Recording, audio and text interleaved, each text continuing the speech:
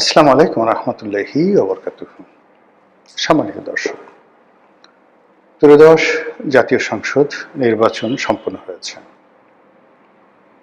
বিশাল ভোটের ব্যবধানে এবং বিপুল সংখ্যাগরিষ্ঠতা নিয়ে বিএনপি সরকার গঠন করেছে। সংসদে তাদের আধিপত্য থাকবে অনেক অনেক বেশি এবং সারা বাংলাদেশে যেভাবে তারা জয়লাভ করেছে, এতে করে পথে ঘাটে মাঠে তাদের আধিপত্য থাকবে আওয়ামী লীগ জমানায় ছাত্রলীগ, যুবলীগ, আওয়ামী লীগের চাইতে অনেক অনেক বেশি।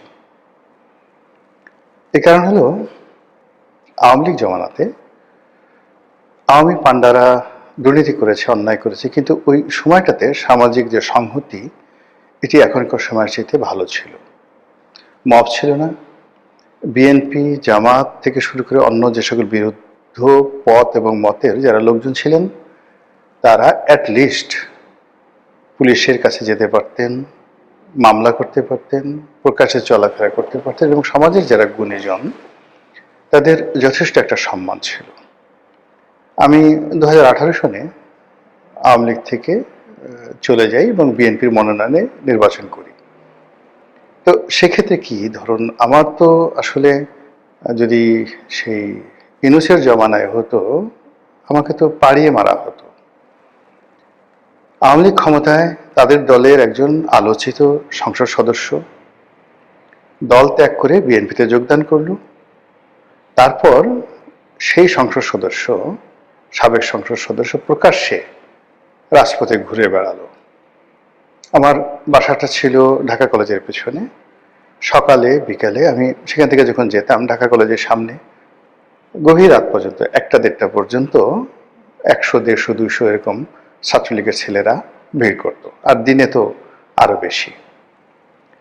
কিন্তু কখনো ছাত্রলীগের, যুবলীগের বা আওয়ামী লীগের কোনো মানুষ আমার দিকে ওই জমানাতে চোখ বাঁকা করে তাকায়নি, একটি অশ্লীল শব্দ উচ্চারণ করেনি এবং আমারকে কখনো আওয়ামী লীগ জমানাতে মোবাইলে টেলিফোন করে কোনো একজন মানুষ দলকে সমালোচনা করার জন্য, আমি তো ওই সময়টাতে শেখ হাসিনা থেকে শুরু করে দলের প্রায় সবাইকে নির্মম নিষ্ঠুরভাবে সমালোচনা করেছি।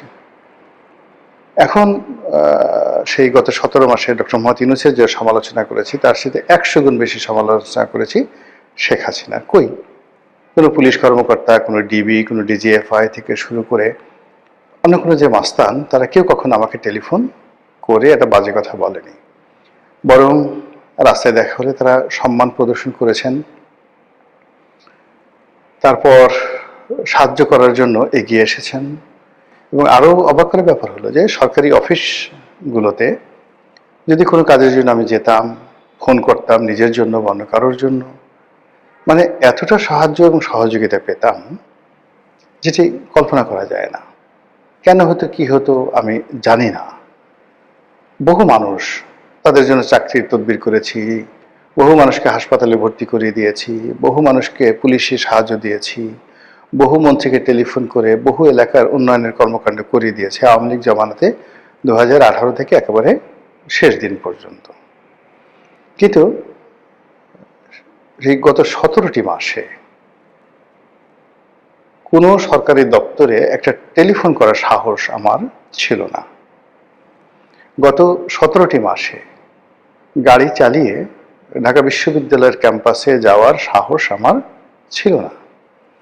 এমনকি রিকশায় করে হেঁটে কোনোদিন বিশ্ববিদ্যালয় ক্যাম্পাসে আমি যাইনি গত 17 মাসে। অথচ যেদিন শেখ হাসিনাকে গালাগাল করতাম, যেদিন স্বরাষ্ট্রমন্ত্রীকে গালাগাল করতাম, সেই দিন এমনও গেছে পকেটে 4-5 লাখ টাকা ওই শেষ বিকেলে কালেকশন ব্যাংকে জমা দিতে পারিনি, সেই 4-5 লাখ টাকার একটা ব্যাগ হাতে, তো সবসময় ঘড়ি থাকে, মোবাইল থাকে, 2টো মোবাইল থাকে, মানে আমাকে ছিনতাই করলে যে কোনো সময় 10-12 লাখ টাকা হয়তো ওই সময় পাওয়া যেত।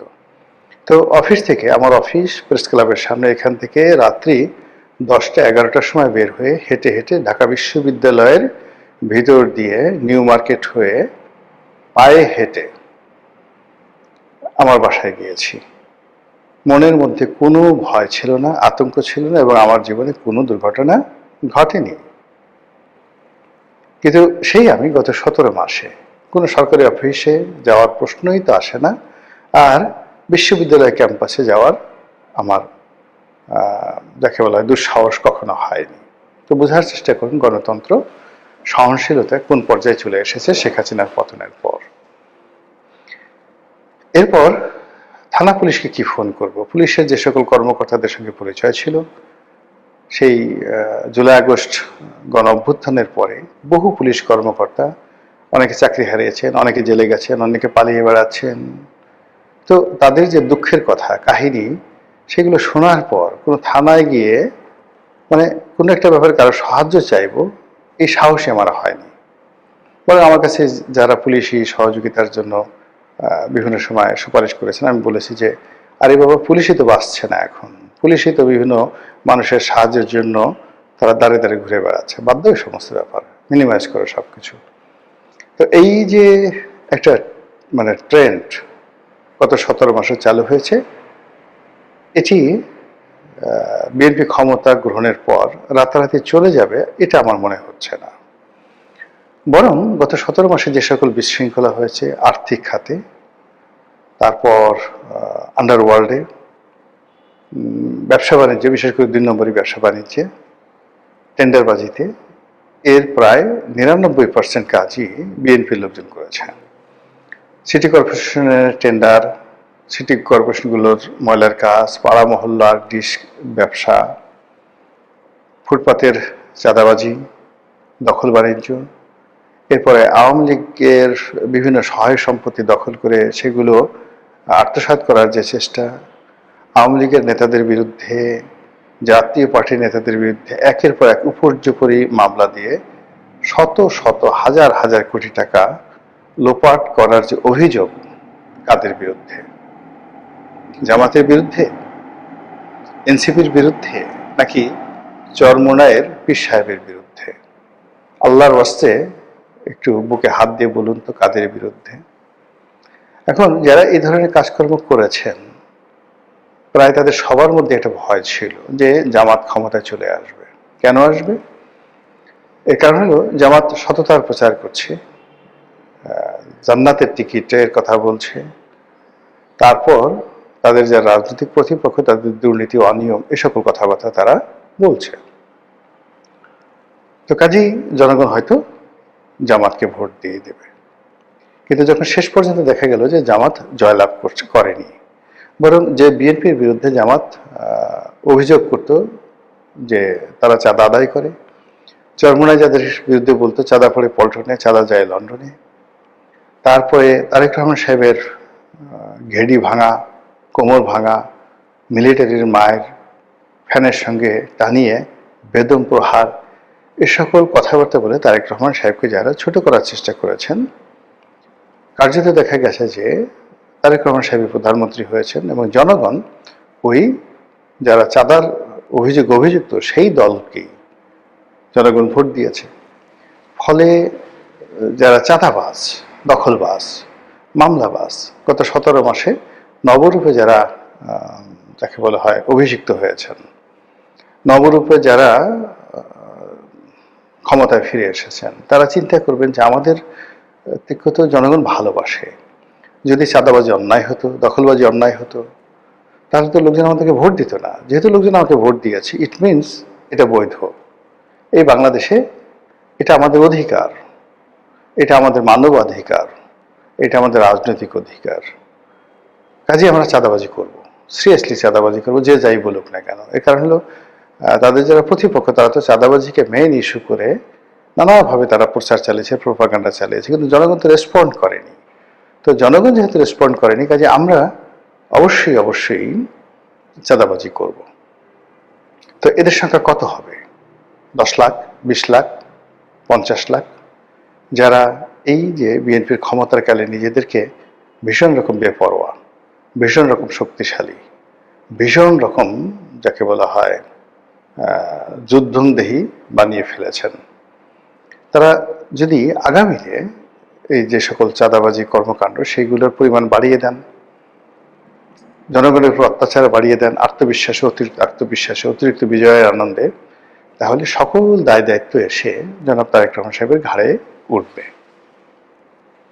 এবং 2001 থেকে 2006 সনে হাওয়া ভবন মূলত যে কাজটি করার চেষ্টা করেছিল ইতিবাচকতা, রাজাকারদেরও তো একটা ভালো উদ্দেশ্য ছিল, আলবদরদের একটা ভালো উদ্দেশ্য ছিল, কিন্তু আলবদর সদস্য, রাজাকার বাহিনীর যারা সদস্য, তাদের নানা অপকর্মের কারণে এই দুটো বাহিনীর প্রচুর বদনাম হয়ে যায়, ইতিহাসে অভিশপ্ত হয়। তদ্রূপ হাওয়া ভবন মূলত বিএনপির একটা গবেষণা সেল ছিল।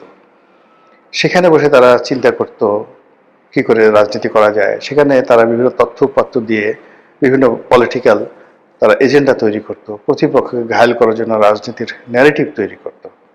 তো এই উদ্দেশ্যে অনেকটা আওয়ামী লীগের সিআরআই এর মতো একটি গবেষণাধর্মী প্রতিষ্ঠান ছিল হাওয়া ভবন। কিন্তু সেই হাওয়া ভবনে কি করে ট্যাক্স ঢুকে পড়লো, কি করে ট্যাক্সি ঢুকে পড়লো, কি করে কন্ট্রাক্টারি ঢুকে পড়লো, কমিশন বাণিজ্য থেকে শুরু করে সব কিছু একত্র হয়ে হাওয়া ভবনকে মানুষের নিকট রীতিমতো একটি জীবন্ত, জ্বলন্ত আগ্নেয়গিরির লাভা বা জ্বালামুখ রূপে জাতির উপর চাপিয়ে দেওয়া হলো। ফলে কি হলো, জনাব তারেক রহমান সাহেব এত সুন্দর সুন্দর চিন্তা করলেন, ওখানে বসে এত ভালো ভালো কাজ করার চেষ্টা করলেন, তার একটিও তার কাজে এলো না। বরং তিনি সারা দেশে মিস্টার 10% হিসাবে পরিচিত হলেন, এবং এটা আর মুছা গেল না।